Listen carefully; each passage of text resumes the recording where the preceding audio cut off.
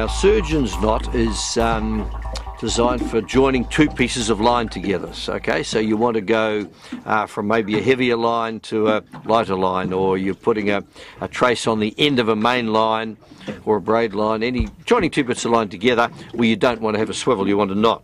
Okay, so let's assume this is our main line, and coming in from my left, from your right, that's our main line. It goes back to the rod, or wherever it goes back to. You may be going one trace down to a lighter one, but that's pretty unusual. Normally you're putting a trace on the end of a rod. That's the rod. This is the piece of trace we're putting on the end. So what we do is we get the two of them together and bring them fairly widely apart, about that far, good couple of hand bands. And those doubled lines, we then make a knot, a loop. We do make a loop like this, and then we bring the tag end and the whole trace through. Okay, this is the tag end from the main line. This is the trace, which could be as long as you like. I've got a fairly short one just to show you. And we bring those two through that loop. 1, 2, and again, 3,